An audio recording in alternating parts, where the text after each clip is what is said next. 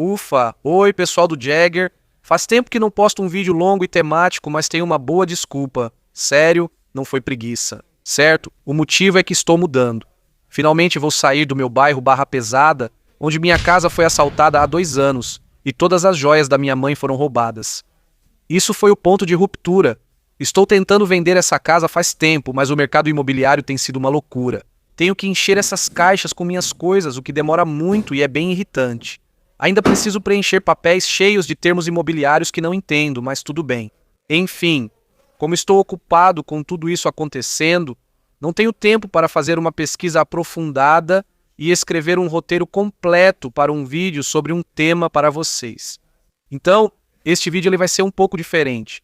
No Geography Now, a gente cobre 2 temas, certo? A gente fala sobre geografia e viagens, que basicamente andam juntos. Viajo muito neste canal para criar conteúdo de geografia, visitando os lugares que menciono e mostrando-os nos vídeos. Então, neste vídeo, eu vou mostrar para vocês algumas imagens e informações exclusivas sobre alguns dos trechos que vocês podem ter visto em episódios anteriores, mas que não tinham contexto por trás. Só mostrei um trecho meu em um destino sem explicação nem nada. O motivo é que, antes de criar o Geography Now, eu já tinha viajado bastante e ainda tenho filmagens dessas viagens. Nesse episódio eu vou falar um pouco mais livremente e contar para vocês sobre as primeiras vezes que eu pisei em cada continente da Terra, exceto na Antártida. Nunca estive lá e não vou citar a América do Norte, pois nasci aqui. Dito isso, vamos lá. E aí, pessoal, eu sou seu apresentador, Barbs. E, claro, vocês sabem que eu não posso começar esses vídeos sem divulgar os produtos, como a caneca do Geography Now, a camiseta do Geography Now que eu estou usando. Tudo isso você pode encontrar em geographynow.com. A gente tem muita coisa, temos moletons, sacolas de cordão, canecas, temos tudo isso. Compre os produtos, faça o que quiser com eles, beba nas canecas ou beba nas camisetas. Sei lá, transforme a camiseta em uma caneca e beba nela, não me importo. Depois que você compra, o produto é seu, não meu. Como sempre digo, não é se vender quando é sua própria marca. Já falei antes no canal. Antes do Geography Now, eu queria ser apresentador de programa de viagens, por isso iniciei o Geography Now. Mas para realmente me preparar para isso, eu tive que fazer pesquisas. Só que o problema era que, nos primeiros anos, o YouTube não tinha realmente um canal de geografia. Então foi assim que eu acabei entrando nisso. Eu pensei, beleza, eu vou ser o primeiro. E aqui estou eu hoje, 11 anos depois, e tendo a casa roubada. Mas enfim, deixa eu te contar como tudo começou. Ok, alerta de spoiler. Você verá fotos e vídeos constrangedores e meio vergonhosos meus que eu não queria mostrar. Mas tudo bem, vamos lá. Primeiro, eu sou americano. Nasci nos Estados Unidos, já falei isso no canal várias vezes. Mas para quem é novo e não me conhece, quem é esse cara falando de geografia? Oi, eu sou americano. Eu nasci aqui nos Estados Unidos, mas tenho ascendência coreana. Eu sou meio coreano, beleza? E durante boa parte da minha infância, eu fui cercado por coreanos, cultura coreana e pessoas falando coreano. Eu fui criado em uma igreja coreana, blá blá blá, tudo isso. Então faz sentido que o primeiro país que eu visitei fora dos Estados Unidos tenha sido a Coreia do Sul. É de lá que vem a minha ascendência. Resumindo, fui criado em uma igreja coreana e sou cristão. Não falo muito disso no meu conteúdo, pois este canal é de geografia. Não é um canal sobre mim nem cristão. Inclusive sou um cristão bem relaxado. De forma alguma estou dizendo que sou um exemplo de santidade ou que sou um membro ordenado do clero ou algo assim. Eu só sei onde estão minhas convicções. Essa é a questão cristã na minha vida, mas é outro assunto. Fugindo do tema, aos 10 anos, meus pais me mandaram para um retiro de igreja na Coreia. Muitos de vocês, quando pensam na Coreia do Sul, provavelmente pensam em K-pop, arranha-céus brilhantes, tecnologia, churrasco coreano, doramas coreanos e tudo mais. Ok, é o seguinte, vocês não entendem. Tipo, houve uma época em que nada disso existia, ok? A Coreia nem começou a ganhar popularidade global até o final dos anos 2000, começo dos anos 2010. Ok, antes disso, a Coreia ainda precisava se desenvolver, certo? E eu estava lá quando a Coreia precisava melhorar muita coisa. Essa foi a primeira vez que eu fui para lá e eu pensei, no que é que eu me meti? Ok, vou ter que mostrar para vocês, tudo bem. Aqui está a primeira foto vergonhosa. Pronto, aqui. Esse sou eu. Eu tinha 10 anos. Foi a primeira vez que estive na Coreia. Um garotinho gordinho que não fazia ideia do que estava acontecendo e foi forçado a ir para um país onde mal falava o idioma. Esse retiro da igreja tinha umas 50 pessoas. e eu sou o último aqui no final da foto. Cara, foi um caos total. Não tinha organização nenhuma, não tinha estrutura, meus pais nem foram comigo. Era eu e minha irmã, e eles simplesmente jogaram a gente sob a responsabilidade dos adultos aleatórios da igreja. E olha eu aí, sou eu, o menorzinho da foto. Fui colocado em um grupo de adultos desconhecidos que eram responsáveis por mim. Aqui estou novamente em uma pagoda coreana com... Nem lembro de ninguém, acho que o cara de camisa branca se chamava Jason. Após o retiro, conheci meu tio, irmão da minha mãe, e ele me levou ao Palácio Gyeongbokgung em Seul. Nunca tinha visto essas coisas antes. Desde jovem, sempre estive imerso na cultura coreana, mesmo sem falar bem o idioma. Ela sempre esteve presente e eu sempre entendi isso. E eu me lembro que eles fizeram a gente acampar em um lugar chamado Yongdong-Sobat, tipo os campos de pinheiros de Yongdong, e vou falar direto, era bem precário. Eu me lembro que eles faziam a gente se lavar no rio e tínhamos que escovar os dentes com a água do rio. O banheiro era só um buraco grande no chão, com 2 tábuas de madeira atravessadas em cima do buraco, e você tinha que agachar. Esse era o banheiro. E toda noite os mosquitos simplesmente acabavam com você. Essa foi minha primeira experiência na Coreia. Calor, umidade, banheiros que eram só buracos no chão e me lavando no rio. Eu passei pelos anos difíceis, cara. Tinha 10 anos e lidava com tudo isso. Logo que saí, a economia da Coreia começou a crescer muito. E aí, eles construíram tudo e tal, K-pop, K-dramas, Round 6, essas coisas. No fim, foi uma grande lição de vida numa idade tão jovem, ser exposto a tudo isso e entender de onde meus pais vieram, tendo passado por isso na infância sem eles. Sabe? Então, esse foi o primeiro país que eu visitei na vida fora dos Estados Unidos. Foi a Ásia, a Coreia. Na Ásia, esse foi o primeiro país que eu fui porque fazia parte da minha herança. Acho que foi aí que comecei a sentir realmente o fascínio de viajar. Sabe, com 10 anos de idade. Após essa experiência, aos 10 anos, eu voltava para a Coreia todo ano ou a cada 2 anos, visitando a mesma igreja ou rua. Por muito tempo, só tinha ido à Coreia fora dos Estados Unidos. Só muitos anos depois, quando eu saí da casa dos meus pais, é que eu fiquei, sabe, um pouco mais ousado com o meu estilo de vida, e comecei a querer sair e ver mais coisas por conta própria. Mas aí eu pensei, quer saber? Eu preciso sair do continente norte-americano. Então qual foi o primeiro lugar que eu fui? África. E eu queria especificamente ir para a Tanzânia. Depois de toda a minha pesquisa, eu pensei, Tanzânia é o lugar perfeito, eu tenho que ir para lá, eu tenho que ir para lá. Mas o problema é que eu não tinha nenhum contato, eu não conhecia ninguém na Tanzânia, eu não sabia de nada, eu não sabia o quê, eu só sabia que queria ir. Achei que o mais seguro era me inscrever em uma empresa de voluntariado, pois assim eles cuidariam da hospedagem, transporte e demais necessidades, evitando preocupações. Me inscrevi em uma empresa de voluntariado que atuava em um orfanato em Kimundo, fica bem na base do Monte Meru e a maioria das pessoas da tribo lá são do povo Meru, eles falam a língua Meru e tal. Lembro que viajei pela KLM Airlines ao chegar lá e percebi que realmente gosto dessa companhia. É provavelmente uma das minhas favoritas. Holandeses, vocês sabem voar. Chego de avião, desembarco e vou ao orfanato. Antes de começar, preciso confessar algo, embora não goste de admitir. Mas é a verdade, tenho que ser honesto. Houve uma época na minha vida, no início dos meus 20 anos, em que eu meio que fiz esse lance de voluntariado. Sabe, quando pessoas do Ocidente vão para um país em desenvolvimento. E aí, constroem um orfanato ou ensinam inglês por 2 semanas, mas nem são tão úteis assim. É só uma chance para massagearem o ego, tirarem selfies com as crianças e se sentirem boas pessoas. Eu admito, teve uma fase da minha vida em que eu era meio assim. É tão constrangedor e eu fico tipo, meu Deus, sério? Tipo, eu realmente não sou a favor do voluntarismo. Se for a algum lugar, seja realmente útil, use seus recursos. Foi o que fiz na República Centro-Africana.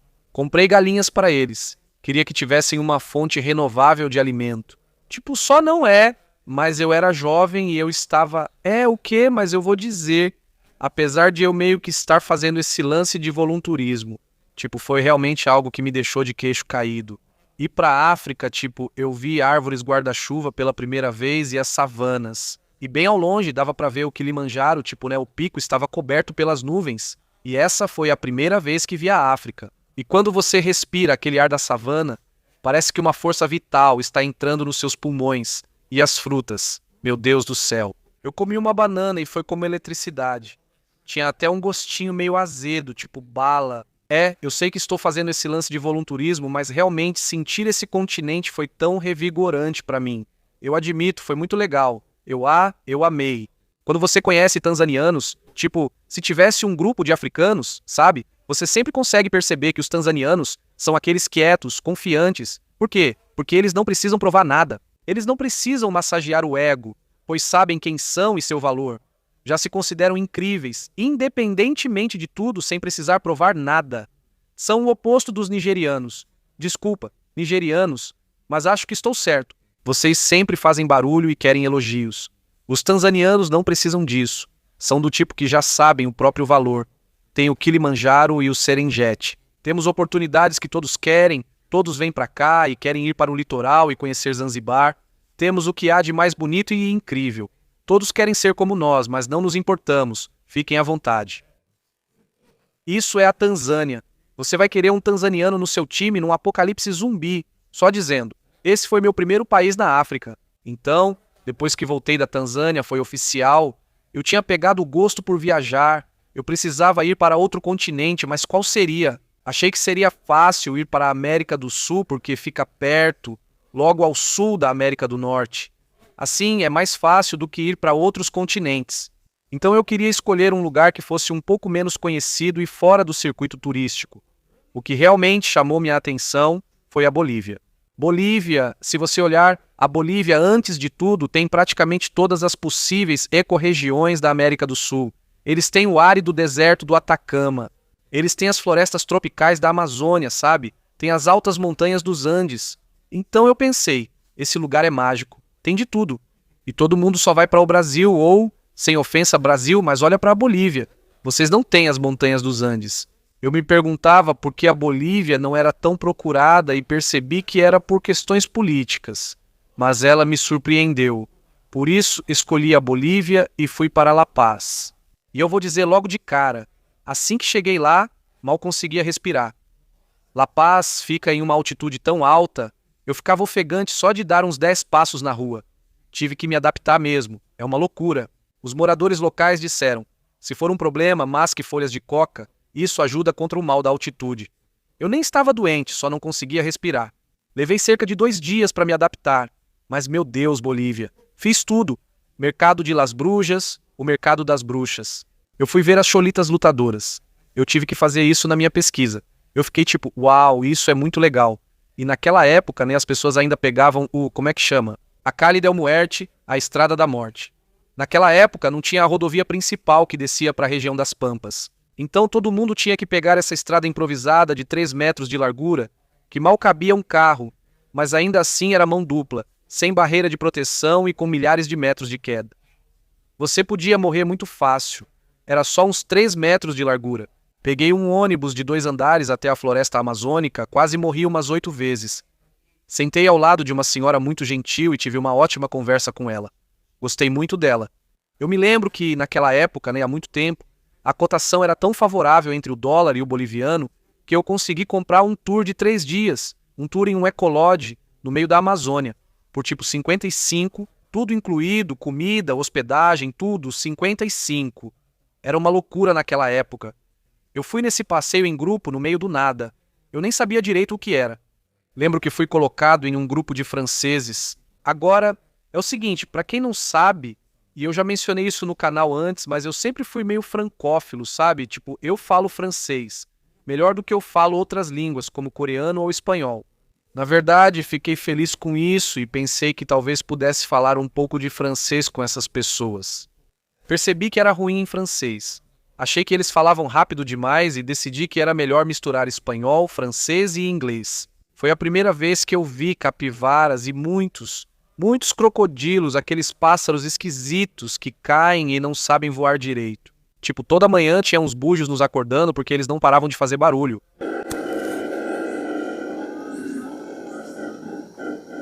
Macaquinhos verdes que subiam em você e pegavam comida do seu ombro. Tipo maçã no meu ombro.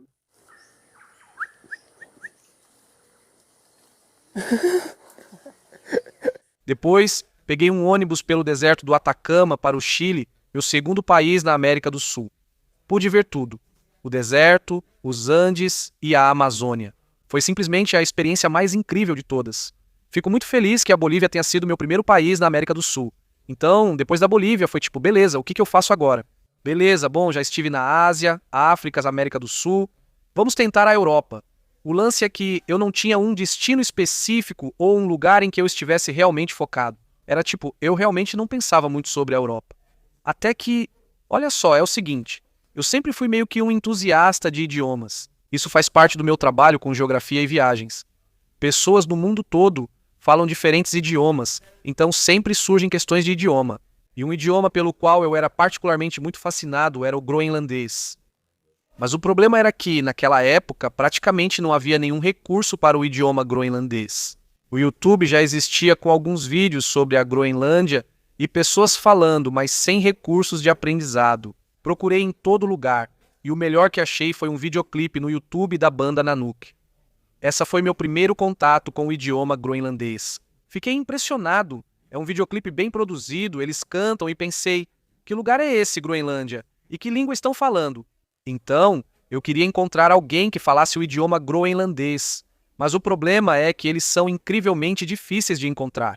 Quase não há falantes de groenlandês nos Estados Unidos. Na verdade, você só encontra pessoas da Groenlândia na própria Groenlândia ou na Dinamarca, pois estão sob soberania dinamarquesa. Pensei, não posso voar para a Groenlândia, pois é caro. Minha melhor opção é ir à Dinamarca e torcer para encontrar alguém da Groenlândia. Por isso, a Dinamarca foi o primeiro país europeu que visitei, não por interesse nela, mas para encontrar alguém que falasse groenlandês. Eis o detalhe. Na verdade, acabei me apaixonando pela Dinamarca. Antes, eu não sabia nada sobre o país. Para mim, era apenas um lugar que existia. Tipo, eu realmente não tinha nada de bom ou ruim para pensar. Era só um meio para um fim, porque eu precisava encontrar uma pessoa da Groenlândia. Mas acontece que, assim que peguei o trem para o centro de Copenhague e andei por essa cidade, foi tipo, uau, essas ruas charmosas e tudo mais, eu não sei. É difícil de explicar. É puro hygge. É a palavra dinamarquesa para algo aconchegante, como sentar diante da lareira com chocolate quente. Isso representa a Dinamarca. É como se, quando você vai lá, você simplesmente se sente bem, feliz e aconchegado. Mas tem outra coisa também. Os dinamarqueses, na verdade, são meio extrovertidos e divertidos, comparativamente falando. Tipo, toda a região nórdica, em geral, é mais quieta e reservada.